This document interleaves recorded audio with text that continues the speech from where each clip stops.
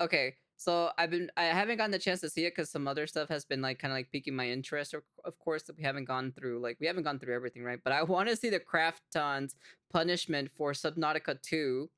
Apparently, it got a lot worse for the guy here, so I kind of want to see this. Many of you are enjoying Subnautica 2 right now. Not me, because it seems I've fallen I'm super curious on into some this. sort of black void. But a man who's not enjoying Subnautica 2 is the man who published it, Krafton CEO Chang Ham Kim. And that's because for every dollar Subnautica 2 makes, he owes $3.12 to the leadership that he, rather recently, tried to fire. And that goes right up to Oh, a are cap you of serious? $250 million. And as we've now found out, well, that $250 million is why he fired Unknown Worlds' leadership and tried to deny them their contracted bonuses. The better Subnautica 2 does, the worse it gets for Krafton, which is a pretty funny state of affairs, but it may actually still get even worse for Krafton. Wait, Because the judge what? ain't done yet. This whole story is honestly insane. It's a situation where Krafton didn't want Subnautica 2 to be released. Now, to understand that, basically, here's kind of how things shook out. Krafton paid $500 million to acquire the developer Unknown Worlds in 2021, with up to $250 million in performance bonuses for senior leadership if results were good within 5 years. Now, last July, after Krafton's financial projections showed that they would owe $191 million in the base case for the game's release, well, they kind of realized they didn't want to pay that money. So they fired leadership and they delayed the game. Basically, all to play funny business with this contract. And from there, we've had a year of legal drama. We discovered fun things like how the founders, Charlie Cleveland and Max McGuire, had actually mostly stepped away from the studio. And some other fun things, like Krafton's analysts actually thinking Subnautica 2 was ready to release. Obviously, though, other bits of Krafton didn't want the game to release. The big bit being Chang Ham Kim, CEO. He really didn't want to pay that money, and he resorted to asking ChatGPT to help him get out of the deal that he signed. This all, of course, failed, went to court, and the court sided with the founders and restored Unknown Worlds' CEO, Ted Gill, to his position. They even gave him control of the Steam page and the game's launch. What a launch that has been. It is going to sting for Krafton. Though, the thing with playing all these games and running this channel is that my entire day can just vanish between scripts, recording titles, thumbnails, team decisions, studio move, chaos, admin stuff, all of that. And Trainwell is basically what's helping me get things back on track. They sponsor this video. I'm about to hit 32. I need to take my health more seriously, and I am working with Nate, my personal trainer. You see, Trainwell pairs you with a real personal trainer. Nate is mine. He's so warm, he's lovely, he knows his stuff. Trainer, and you'll be able to start with 14 days for free.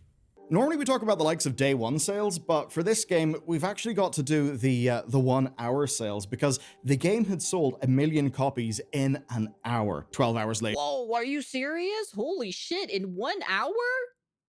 Subnautica 2 has sold 2 million copies in 12 hours. It's 9 times the players as the first. This point, I figured that Krafton CEO is already on the second bottle.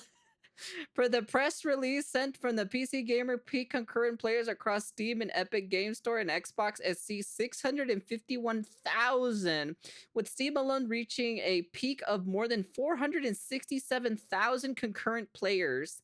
It was 2 million, and across all platforms, it hit concurrency of 651,000. That's a huge number, but if we're to look just at Steam, and even before the weekend, the early access launch hit the 29th highest concurrency record in Steam's history. So pretty good for what started off as an indie game. None of this stuff should really be surprising to any of us. Subnautica 2 had 5 million wishlists on Steam by the 11th of May. There was massive interest by, long-term fans, but also the legal drama put, millions of views onto Subnautica. And it basically turns out that, in a way, spite can be a powerful motivator. Now, the positivity on Steam has dipped a little bit.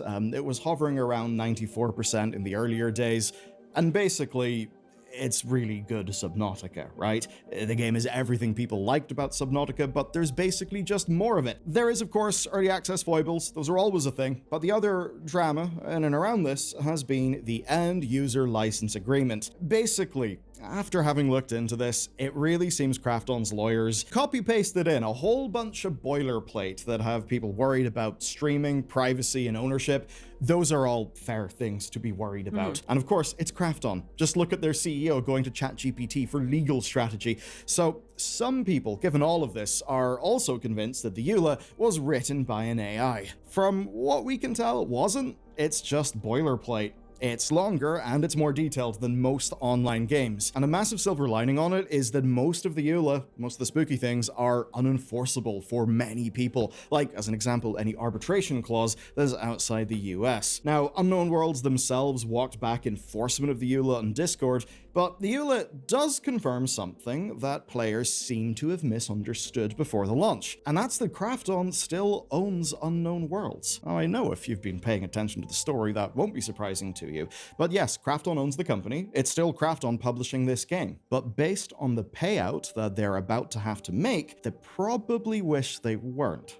So let's get to that. So a month before the launch, something changed in Steam, and that was that Unknown Worlds replaced Krafton as the publisher for Subnautica 2. So if you were just looking at the Steam page, you might think, oh, okay, cool, they're self-publishing the game. And loads of people did just interpret that as Krafton being out of the process entirely. But that's definitely not the case. Yet. Unknown Worlds themselves described it as a, quote, co-publishing arrangement, and it's one that is seemingly enforced by the court rulings. Now, those give Gil, the CEO, full authority over the Steam publishing platforms. And that is basically why Krafton disappeared. Now, those are the same rulings that have also shown how badly this may go for Krafton in the financial sense. So, the court extended the earn-out period for the $250 million bonus by the time between Gil's firing and the court ruling, which pushed it to September 15th. And you gotta remember, a lot of the funny business Krafton was doing was basically just trying to run out the clock and say, guys, sorry, we just can't publish this game. It's not ready yet. When, in reality, Krafton's own people seem to have thought that it was ready, and they were just trying to bump the game out of this bonus period. Here's where it gets more fun, because there's also an option to... What a fucking goddamn rat for doing that. He was just fucking buying timers so they didn't have to pay the bone. What a little bitch, I swear, dude.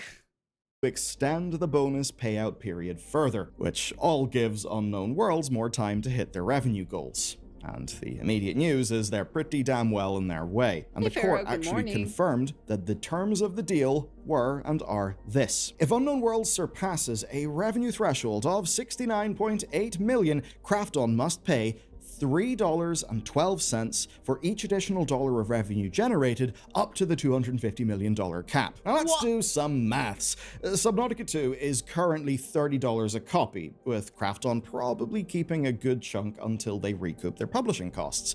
But here's the thing. This is not based on profit, right? This is all about revenue earned. And what that means is that as soon as the revenue threshold is met, Krafton are actually paying more than they are earning per copy, which is quite funny, and it works out to a $2.12 deficit on all income. Lovely stuff for them. Now, to reach 69.8 million in revenue with no other input from any other Unknown Worlds game, so say other Subnautica stuff selling, they would need about 2.3 million copies shifted. Of course, if you remember the start of the video, they shifted 2 billion copies in a day, right? So almost certainly that threshold was hit within 48 hours of launch. I guess no wonder Krafton's CEO was so damn determined to get out of this performance deal. I mean, their own analysts were telling him just how badly this thing was going to go. And it's fun because we've seen some of that analysis. And what Krafton's people worked out was an enterprise value of approximately 93.5 million compared to a projected 191.8 million earnout. And 191 million was just the base case. The, best case for the game's sales, potentially be a worst case for Krafton, well, that ran up to $242 million, which is almost the $250 million cap. Now, whatever the specifics of the bonus payout are, Krafton would likely end up making less than that in profits, at least in the short term.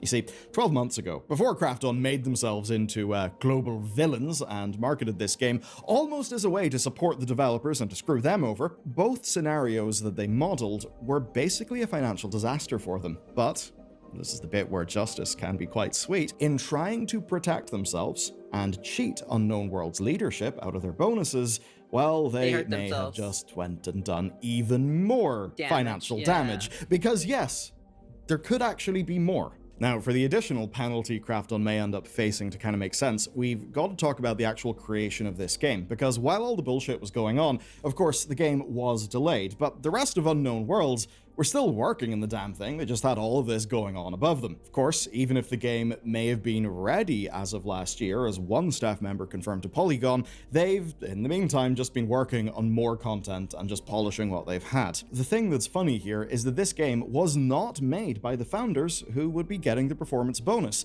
and that's why originally the claim was that those founders had actually offered a share out to staff. So, staff basically believed that leadership would be sharing the $250 million bonuses, pretty much with everyone, and this was according to reporting from Bloomberg last summer. Now, that was also on top of documents that Jason Schreier had saw, which stated that 40 staff would get a 10% split amongst themselves. Oh, wow. Now, when that stuff became public, Krafton basically went on a charm offensive. They put out statements suggesting that they had, quote, committed to fair and equitable compensation for all remaining Unknown Worlds employees. Now, that promise, remember, was being made at a time when Krafton did not expect to pay the $250 million.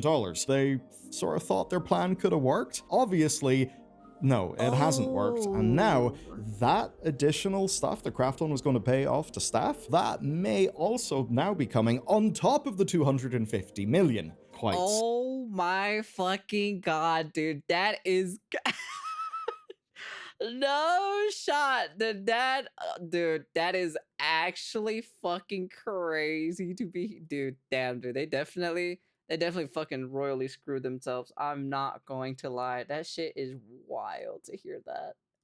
Something. So we're going to get to see if Krafton and the old leadership keep to their word. We're going to see Dude, how that money is distributed. crazy. Because ultimately, the people who have done the work that earns this money is, of course, the staff at Unknown Worlds. And that's where there is still one last twist waiting for our good friends at Krafton. What we can say for sure is that Krafton is very likely paying the $250 million earnout, plus whatever they've promised to staff on top of that. Now, their own analysts said that the game's profit wouldn't actually cover it. But what if I told you it gets worse? What? Yes, it gets worse. No way. You see, the court case that they lost was only the first phase. The second phase is about to begin. The leadership are being made whole, they're getting the bonus they were contractually owed, but part of the case is also whether Krafton owes damages for trying to get out of the deal and all of the chaos that then followed.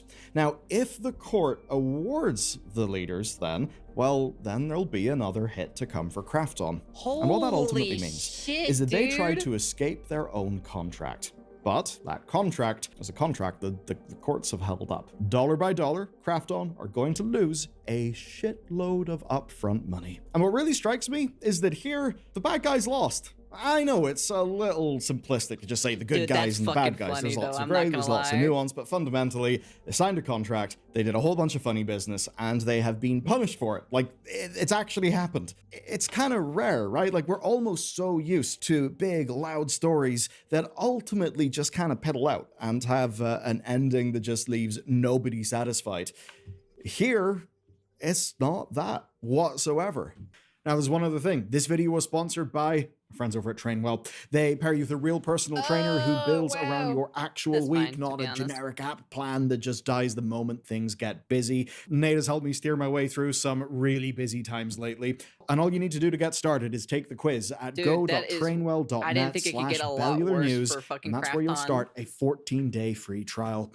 And for our next story, the entire console market is being priced in a way for investors. There are pressures that are happening on companies like Nintendo, PlayStation, etc. that aren't really good for your pocket. So to learn about what's going on there and how we're heading towards $1,000 and $1,000 plus consoles that only the top 10% can afford, watch this next. Oh, dude, that's fucking wild to hear that, dude. I thought it was just going to be just only the $250 million thing. I didn't think it was actually going to get even far worse for them. Dude, that's crazy. Plus, they also promised the fucking workers to get the 10% too as well. Oh my god. And then they gotta go through a second phase for their fucking thing. Oh my lord. that's crazy, dude. I was not expecting that actually. My god, dude. What a video. Dude, I love this guy. This guy gives off the best information on news. Like I said, if you haven't subscribed to him, you should. He is probably one of the best ones or so when it comes to like news topic about video games. Dude, that's crazy. That's wild to hear that. Anyways, that's the end of the video. You guys can comment, like, subscribe to all that fancy jazzy stuff. I like him. He does a lot of research. Like he knows, like he definitely gets like he asks about like information and everything behind the scenes and whatnot, and actually does a feather like an actual further like interaction of it too as well. I'm just surprised Korean judge works. Oh really? Oh yeah, true actually. I'm just surprised like how heavily damaged he actually like literally destroyed himself, to be honest.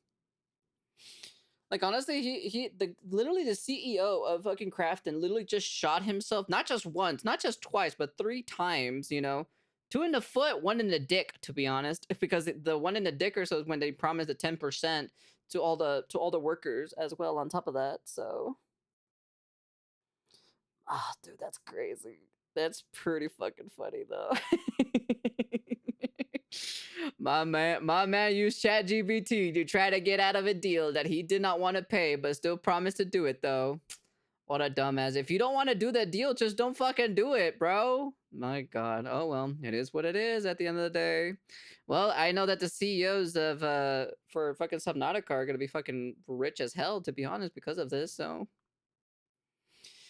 Well, that was a good information video. Like I said, if you haven't subscribed to his channel, you really should. You really fucking should. Man literally has the best information when it comes to the video game industry. And if you want to keep up with like video news and everything like that, him and then another specific channel, Mug Thief, is also another one that I've been kind of catering to as well.